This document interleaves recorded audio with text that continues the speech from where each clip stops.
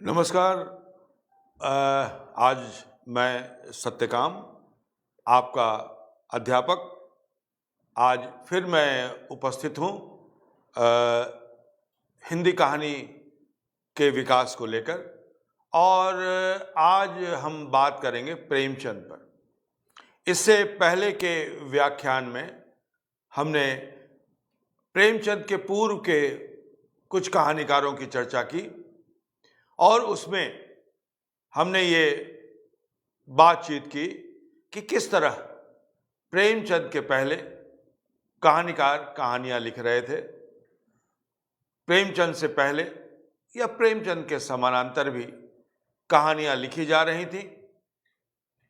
प्रसाद लिख रहे थे, जैनेन्द्र लिख रहे थे, अज्ञेय भी लिख रहे थे, सब कहानीकार, सुदर्शन लिख रहे थे, विश्वम्भरनाथ शर्मा कौशिक लिख रहे थे। लेकिन प्रेमचंद ने जो कहानियां लिखी, उन प्रेमचंद की कहानियां जो हैं उसको हम ये कह सकते हैं कि पथ प्रदर्शक बनी, मार्गदर्शक बनी, और उन्होंने एक रास्ता दिखाया, एक हिंदी कहानी के स्वरूप में परिवर्तन किया। और यह स्वरूप में परिवर्तन केवल वस्तु के स्तर का परिवर्तन नहीं था, बल्कि यह परिवर्तन चरित्र की भी दृष्टि से था, शिल्प की भी दृष्टि से था, वर्णन की भी दृष्टि से था, दृष्टिकोण और विजन की दृष्टि से भी था। तो प्रेमचंद केवल एक कहानीकार, उपन्यासकार, कथाकार ही नहीं थे, वे एक चिंतक भी थे। और उन्होंने राष्ट्रीय जीवन के बारे में, राष्ट्र के बारे में, समाज के बारे में, परिवार के बारे में अपनी धारणाएं अलग अलग जगहों पर व्यक्त की है। और वे धारणाएं किसी न किसी रूप में उनके साहित्य में, मुख्य रूप से उनके उपन्यास और उनकी कहानियों में उभर कर आए। आप जानते हैं ये 1880 में प्रेमचंद का जन्म हुआ, 1936 में उनका देहांत हुआ, और उन्होंने हिंदी में 1915 से कहानियां लिखनी शुरू की। इससे पहले वे उर्दू में कहानियां लिखा करते थे।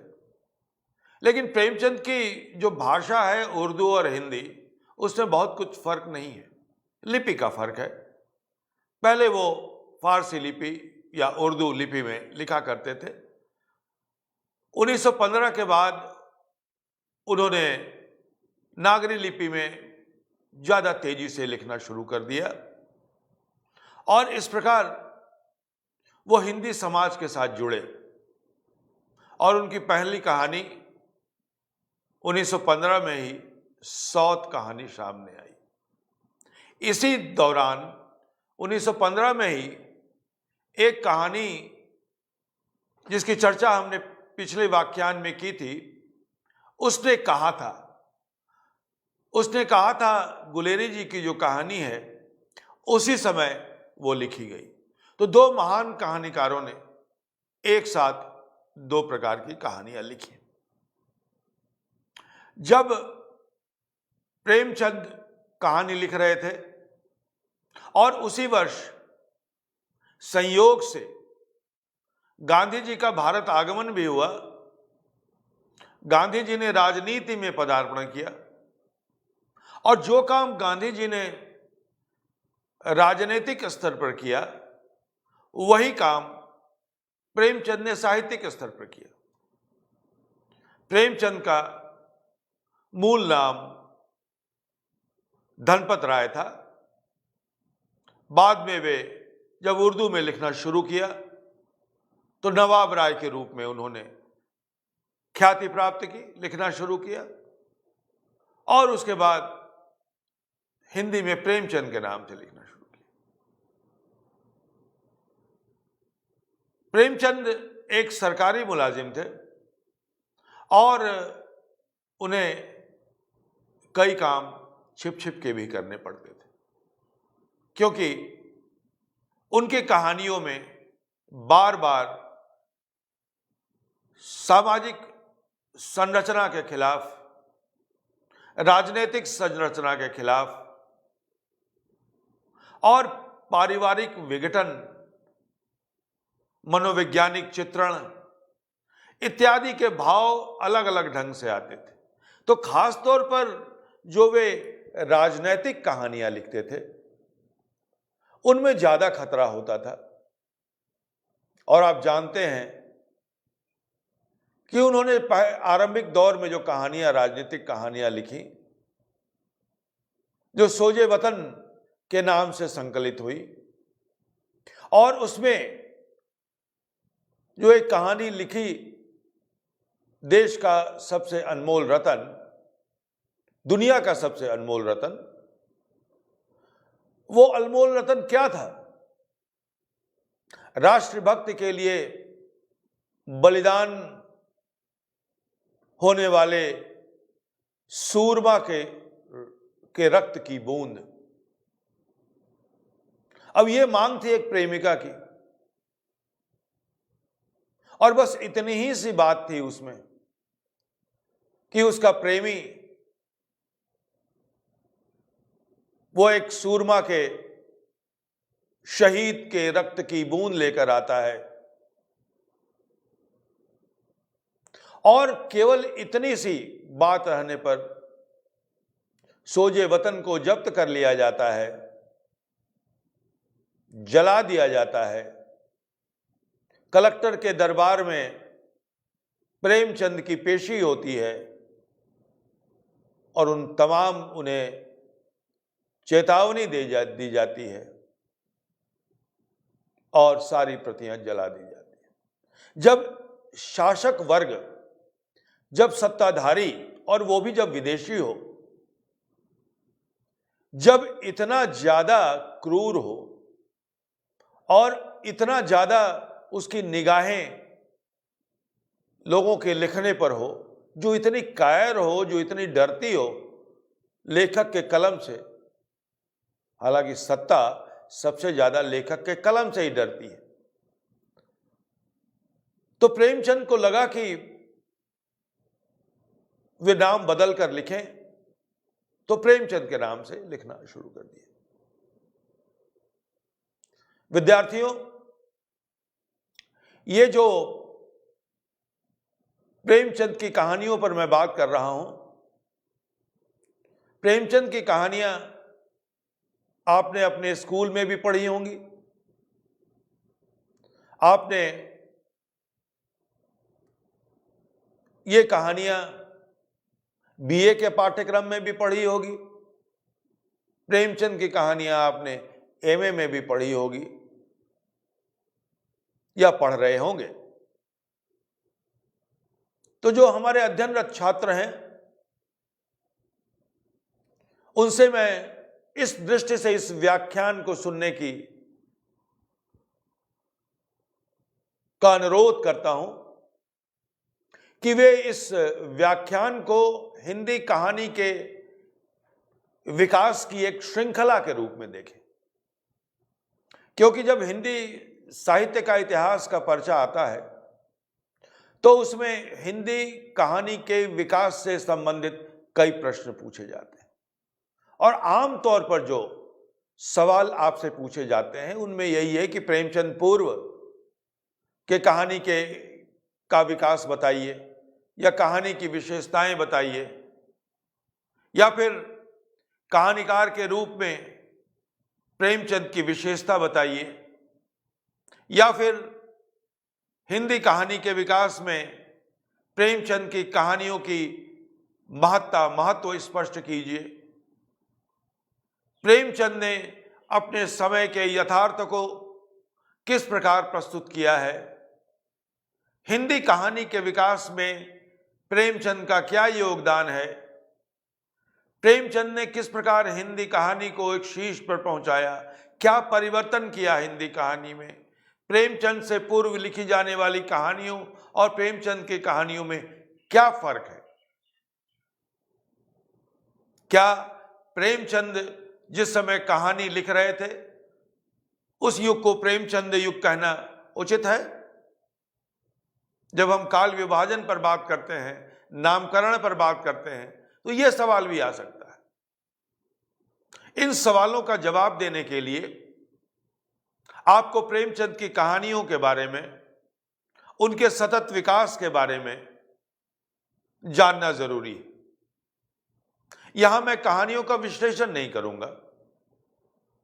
जब प्रेमचंद की कहानियों पर कभी कोई कक्षा ली जाएगी तो उस पर प्रेमचंद की कहानियों पर अलग अलग विचार किया जाएगा। लेकिन यहां पर मैं प्रेमचंद की कहानियों में जो विभिन्न प्रवृत्तियां हैं, जो विभिन्न अंतर्धाराएं हैं, जो विभिन्न रेखाएं हैं, उन रेखाओं की ओर मैं इशारा करूंगा। इस आधे घंटे के छोटे से व्याख्यान में प्रेमचंद को पूरी तरह समेटा नहीं जा सकता। प्रेमचंद की कहानियों पर पूरी तरह से मुकम्मल बात नहीं हो सकती। प्रेमचंद के कहानियों के सभी कोणों को नहीं देखा जा सकता।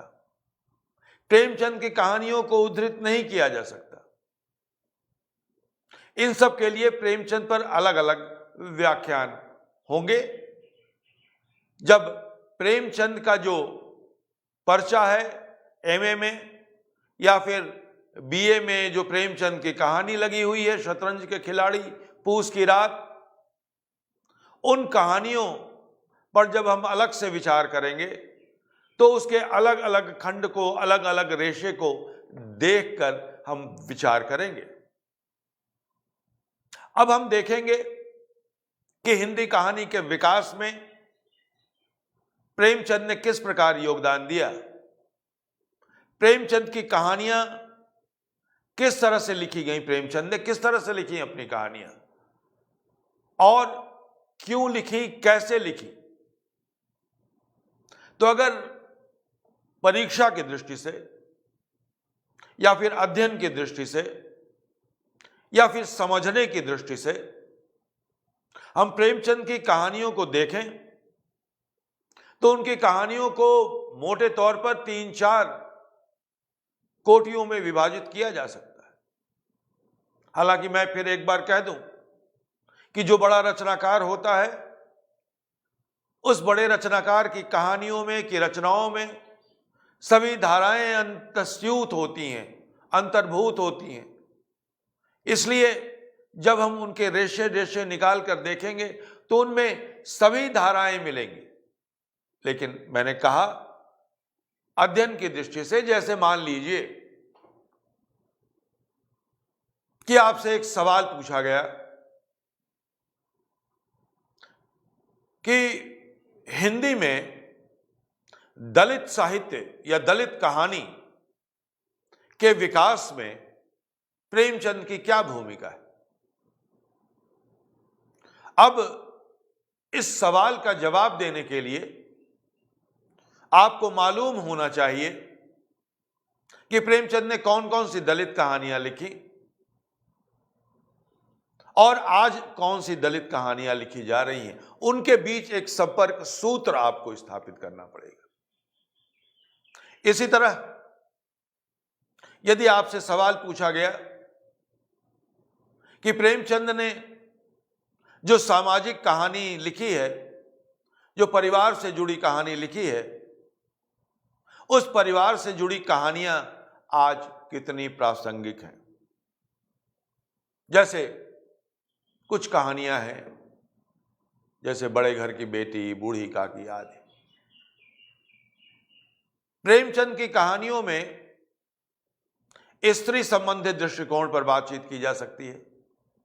बहुत सारे आयाम हैं जो हिंदी कहानी के विकास को लेकर बातचीत की जा सकती है। मैं आपको कुछ सूत्र दे रहा हूं प्रेमचंद को पढ़ने के। जब आप प्रेमचंद को पढ़ने जाएंगे, समझ लीजिए ये आपका परामर्श सत्र है और आपको मैं कुछ सूत्र बता रहा हूं। आपकी इकाइयों में प्रेमचंद की कहानियों के बारे में विस्तार से लिखा गया है। उन कहानियों को कैसे पढ़ें, साहित्य कहानी के विकास में प्रेमचंद की भूमिका को कैसे देखें, इसकी ओर मैं आपका ध्यान आकृष्ट कर रहा हूं। तो जैसे मैंने कहा कि प्रेमचंद ने राजनीतिक कहानियां लिखी, प्रेमचंद ने सामाजिक और पारिवारिक कहानियां लिखी, प्रेमचंद ने राष्ट्र कैसा हो, राष्ट्र निर्माण की कहानियां लिखी, प्रेमचंद ने बच्चों की कहानियां लिखी, मनोविज्ञान से संबंधित कहानियां लिखी। जो पूरी अंग्रेजी सभ्यता है, अंग्रेजी प्रशासन है, अंग्रेजी न्याय व्यवस्था है, उसकी आलोचना करते हुए कहानियां लिखी। भारतीय संस्कृति, जो सामूहिक संस्कृति है, उसके बारे में कहानियां लिखी। तो एक नई प्रवृत्तियां दी कहानी के क्षेत्र में। मैं आपको बता रहा था कि प्रेमचंद जब हिंदी कहानी के क्षेत्र में आए तो उस समय दो धाराएं एक तरफ सांस्कृतिक क्षेत्र में और दूसरी तरफ राजनीतिक क्षेत्र में चल रही थी। नवजागरण का सिलसिला बहुत पहले से चल चुका था, जिसमें मुख्य रूप से स्त्री शिक्षा और दलित भाइयों के उद्धार या समाज में उनको शामिल करने की, मुख्य धारा में उनको शामिल करने की प्रवृत्ति पर जोर था। प्रेमचंद ने इन दोनों ही विषयों को अपनी कहानियों में शिद्दत के साथ उठाया। उनकी एक कहानी में एक दलित पुरुष का, दलित लड़के का विवाह एक उच्च वर्ण के व्यक्ति से होता है, कि लड़की से होता है। तो ये प्रेमचंद ने जो उनकी सोच थी पूरे समाज के बारे में, उस सोच को उन्होंने व्यक्त किया है। प्रेमचंद हिंदी के पहले दलित कथाकार थे, अगर इस रूप में प्रेमचंद को देखना है। प्रेमचंद हिंदी के पहले ग्रामीण कथाकार थे।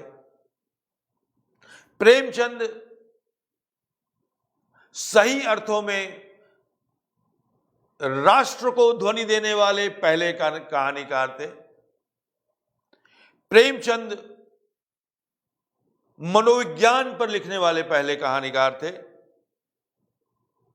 इस प्रकार प्रेमचंद ने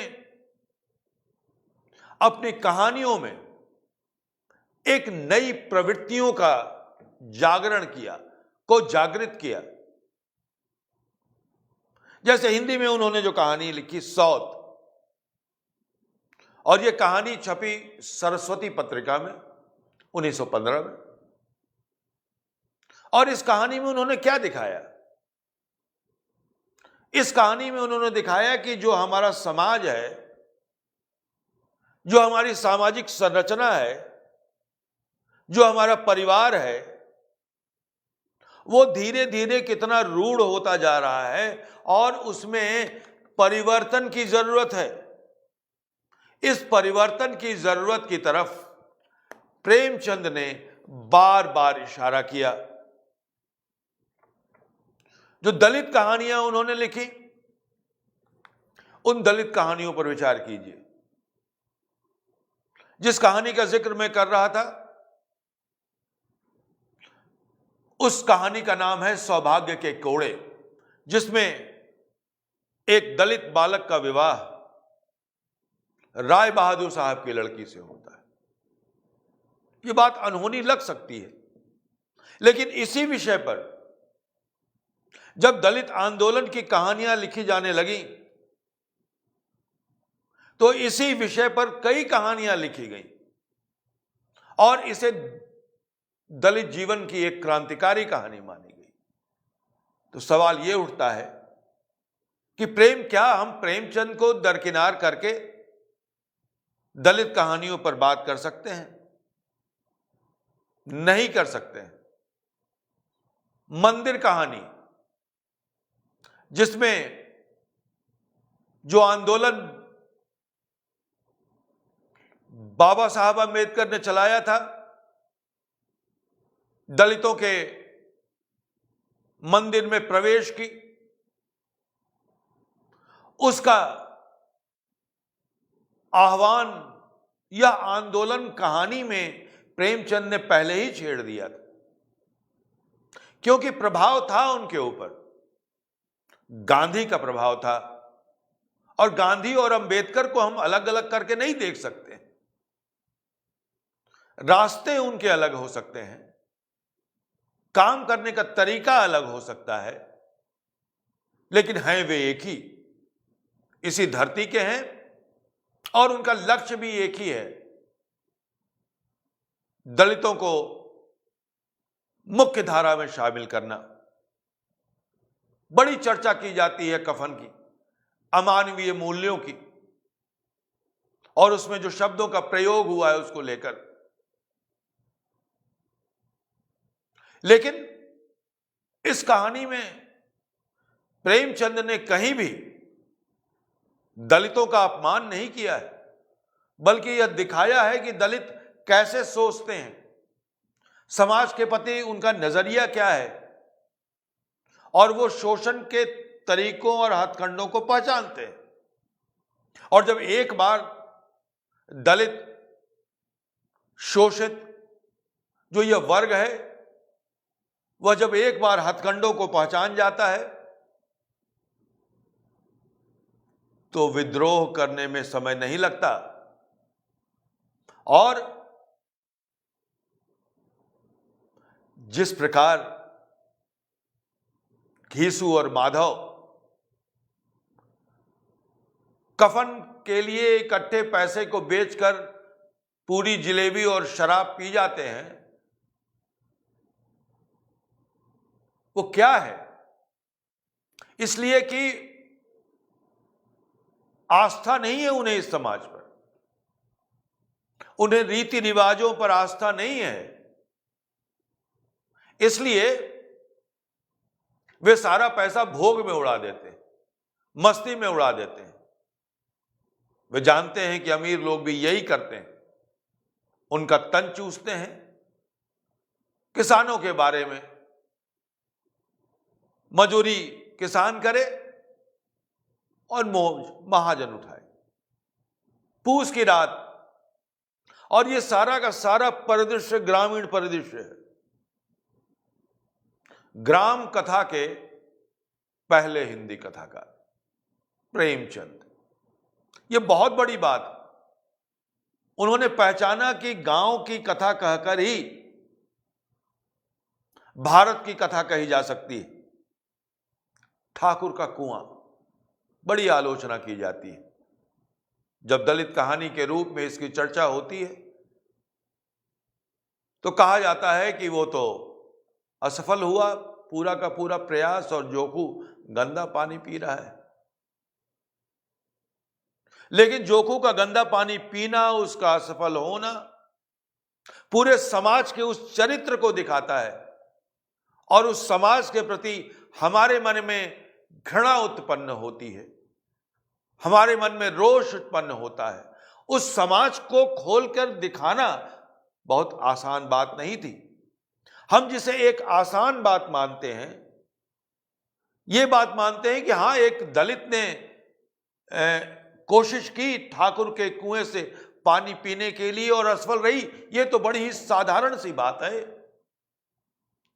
इस साधारणता में असाधारणता की खोज प्रेमचंद की उपलब्धि है। एक दलित चरित्र को प्रेमचंद उठाते हैं और उसको एक उदात्तता प्रदान करते हैं, लेकिन वे केवल महिमा मंडन नहीं करते, बल्कि वे उसके माध्यम से समाज के पूरे यथार्थ को हमारे सामने रखते हैं। सोच के देखिए, क्या आज हमारे समाज में दलितों के साथ क्या वही अन्याय नहीं होता है?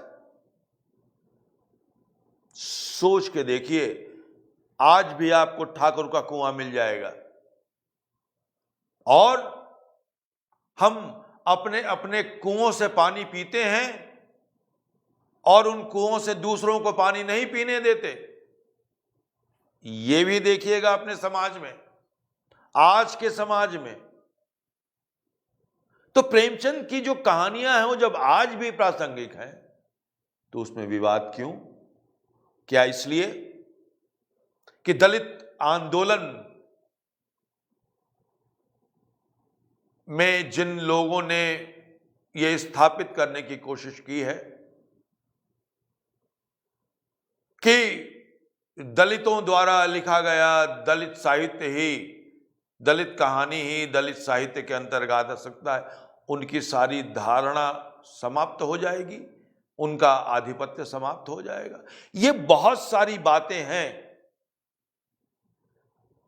जो प्रेमचंद की कहानियों को देखकर पता चलता है। पूस की रात, बात बहुत लंबी हो जाएगी, इसलिए मैं इस दलित पक्ष को अब छोड़ता हूं। घास वाली कहानी, एक दलित स्त्री के चरित्र का अंकन, उसके साहस का अंकन आज तक कोई रचनाकार नहीं कर सका है। आज तक किसी दलित स्त्री के सौंदर्य का इतना उदात्तीकरण आज तक कोई नहीं कर सका है। मैं ये दावे के साथ कहता हूं। 1.25 सेर गेहूं, जुर्माना, ये सब कहानियां माइलस्टोन्स हैं दलित कहानी के क्षेत्र में, और प्रेमचंद हिंदी कहानी, दलित कहानी के जनक हैं। दूसरा, राजनीतिक कहानी। प्रेमचंद ने आरंभ में कुछ ऐसी कहानियां लिखी जो शौर्य की कहानियां थी, जिसमें हिंदू राजाओं के, राजपूत राजाओं के शौर्य की बात की गई।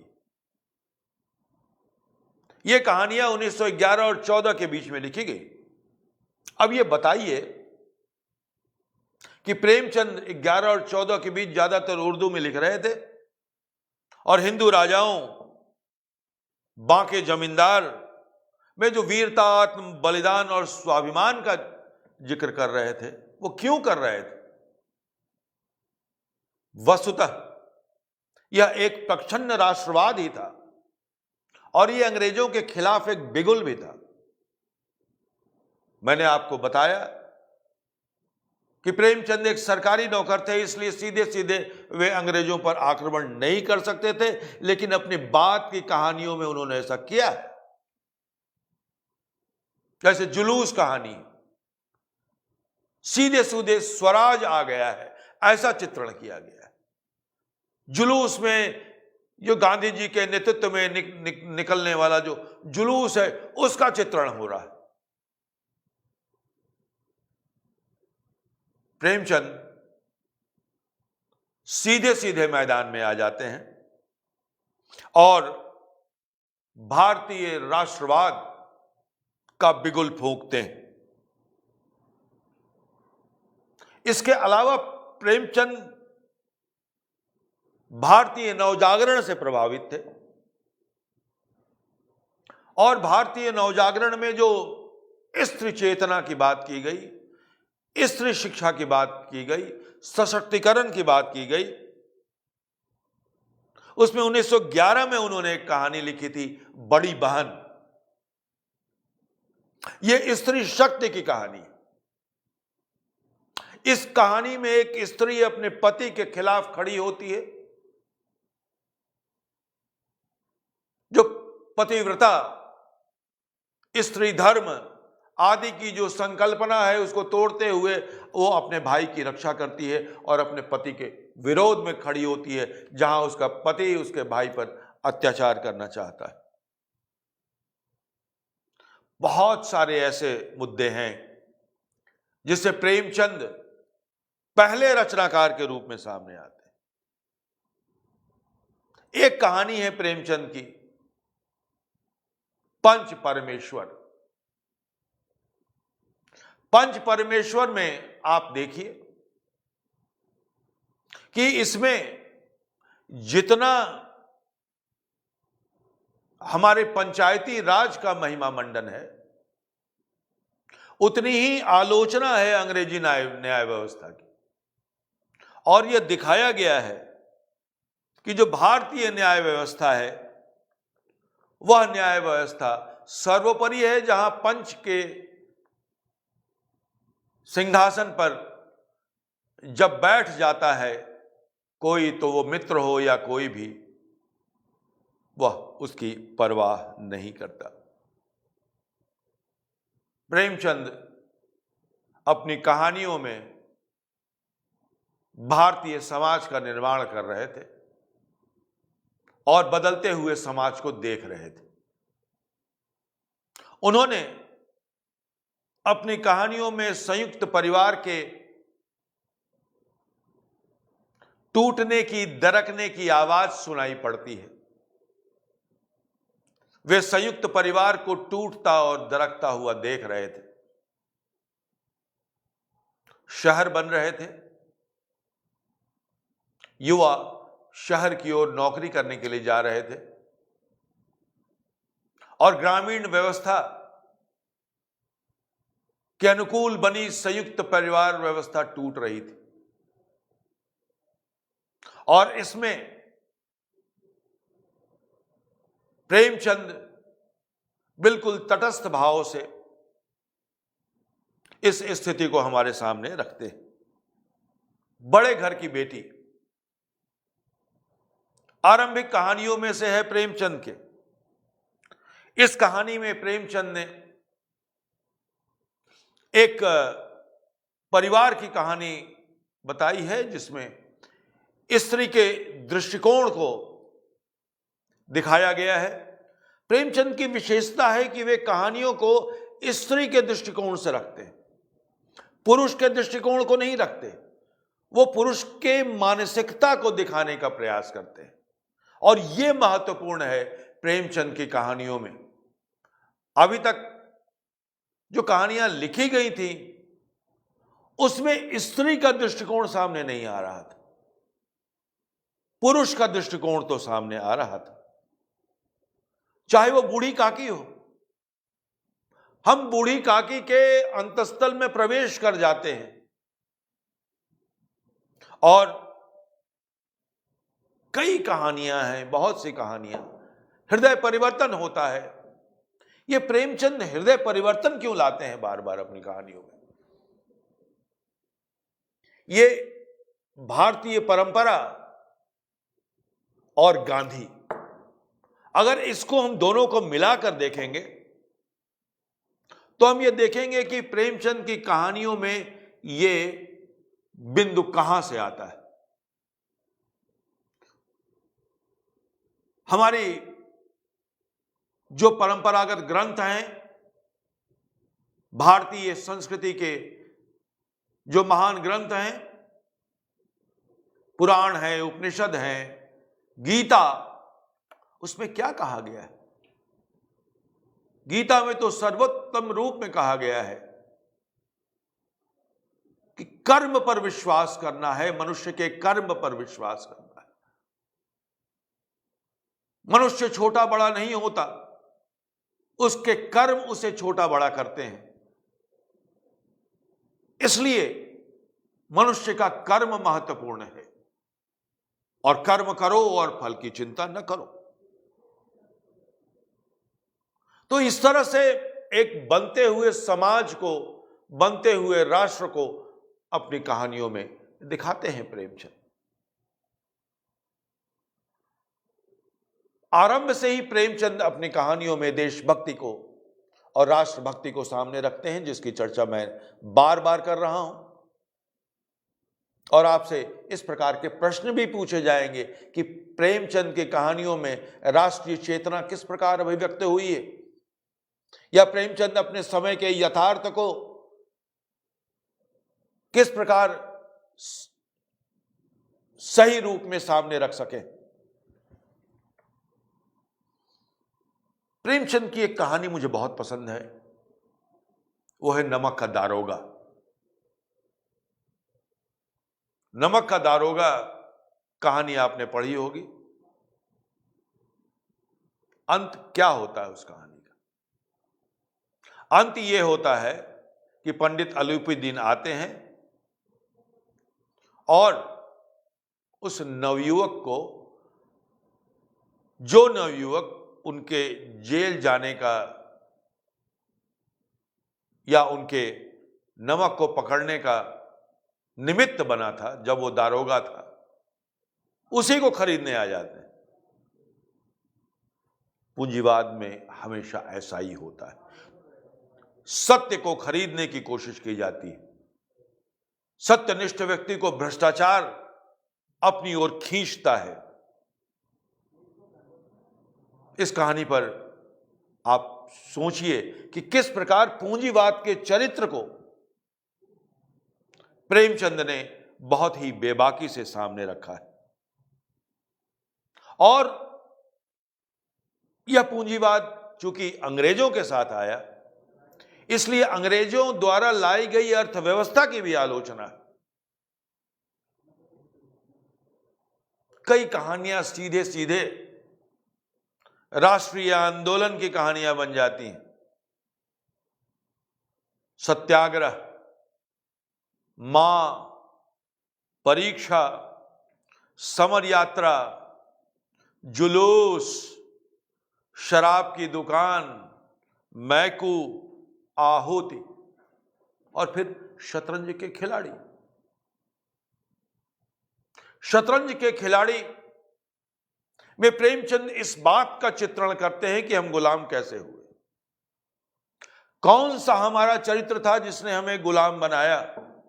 अंग्रेजों की ताकत या हमारा स्वार्थ या हमारा अपना हित या सामंती व्यवस्था का पतन, व्यक्तिगत चरित्र का पतन, एक दूसरे के खिलाफ षड्यंत्र? कौन सा ऐसा कारण था?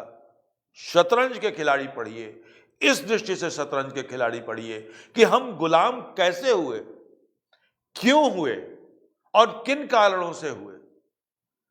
अगर व्यक्ति बदलता नहीं है, अगर व्यक्ति प्रगति के पथ पर नहीं चलता है, समय के अनुसार नहीं बदलता है, तो उसे गुलाम होना पड़ेगा। तो इसलिए प्रेमचंद बहुत आगे की तरफ देखने वाले कथाकार थे। दो तीन कहानियों का और जिक्र करके मैं यह व्याख्यान समाप्त करूंगा। एक कहानी है प्रेमचंद की क्रिकेट मैच, बहुत कम चर्चा होती है इस कहानी की। और 1937 के बाद या 1937 में प्रेमचंद की मृत्यु के बाद, प्रेमचंद की मृत्यु 1936 में हो गई थी, उसमें प्रेमचंद की यह कहानी प्रकाशित हुई, सामने आई। आप इस कहानी को पढ़ें और लगान फिल्म को देखें। आपको आश्चर्य होगा कि प्रेमचंद ने 1937 में जो कहानी लिखी थी, उसी मुद्दे पर फिर यह फिल्म बनी लगान।